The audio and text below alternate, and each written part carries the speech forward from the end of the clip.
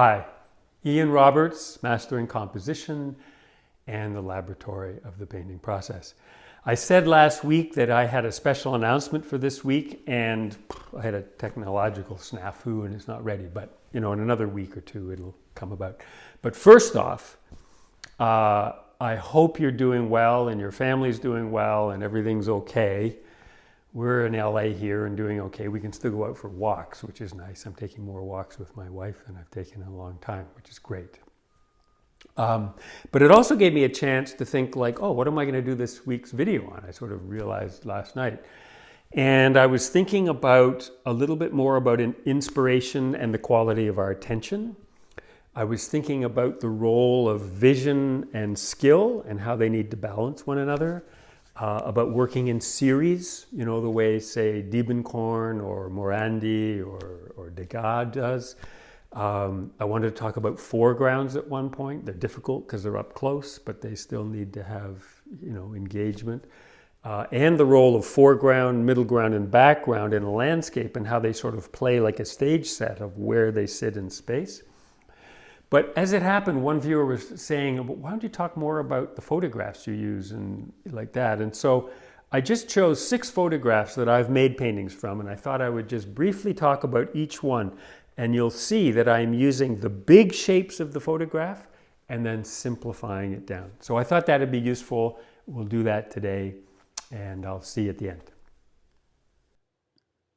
This is Stonington, Maine, early morning. And there's lovely light on this, beautiful sort of sense of light into the distance. What I wanted to work on, you'll see, is the foreground. See, there's a patch of light here, but I don't like the way this bush is jammed up in the foreground. So you'll see my main focus was giving myself room as if I was standing 15 feet back from that. So we have an object overlapping an object that takes us into the landscape that we're looking at and then back into the distance. But you can see how simply everything is painted as shapes using that basic structure of what was there. This is a market scene in Carpentras, France, and I just really liked this lady and the way the light was hitting her right here. And so I focused on that. You'll see all this stuff sort of disappears. He disappears. He doesn't have light on him. It's just simplified into the biggest shapes. And I've extended this so that there's more dark on this side coming over to this simple figure here and the lights and the light and the dark. This is also in Provence. And you'll notice in the painting how I've blued this out to push it further back.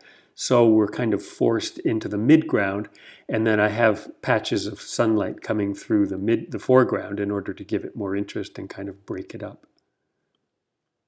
But you see, I've blued that out, it's further back, then we're forced into looking at this part, and that's now the background very clearly. And then the sunlight coming through here gives us interest as we get back there. But you see I keep very simple shapes. Everything is just clearly a shape, overlapping, shape, overlapping to create the structure of depth. This is pretty green, but I just love that shadow being cast across the foreground. You'll see how much information is here in the background. It's obviously getting grayed out and lighter because of atmospheric perspective, but you'll see and how scraggly silhouetted these trees are. So you can see I've simplified it dramatically. These straggly trees are very simple now. The background has been raised up, but it's much bluer. And I still love this big shadow shape. And the sky, I love it. Just this weird green color with this kind of warm cloud in it.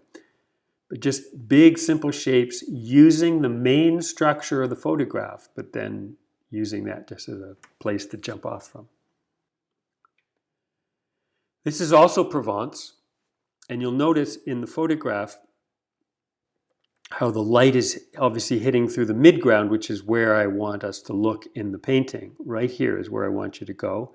I bring a shaft of light into the foreground, but look at the background. If we think of this as where you want us to look and the midground, foreground, midground, this all becomes background here. And you'll see that this whole section here I've treated more simply.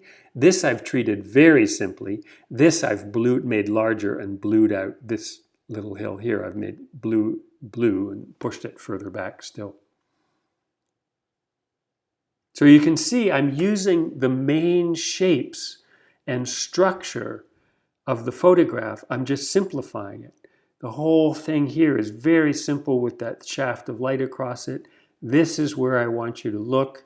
And then I'm simplifying everything back here so that they just start to become more like background, clearly background, way into the background. So you'll see here this strong line running back to here, these beautiful reflections doing the same. But look at this tree here, which ends here, and this is further back.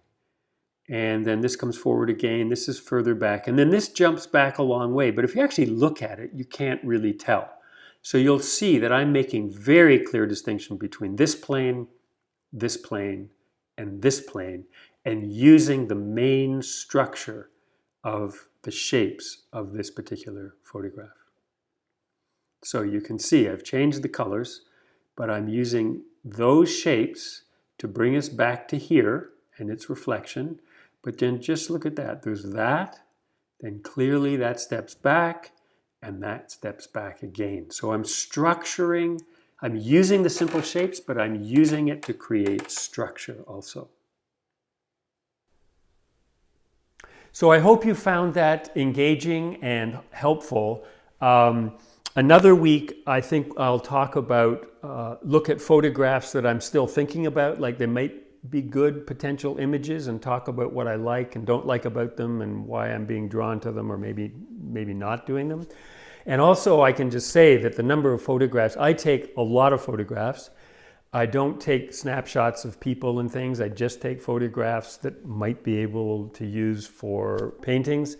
And even doing that, I'd say 1 in 50, I'm really excited about making a painting about. So it takes a lot of photographs to get things, and you just sort of, the kind of things you start taking photographs of changes to be more and more useful, I think, over time. I know as I've worked with students, they often, after I've talked with them, look at their photographs and realize, well, based on that, most of these aren't really much use.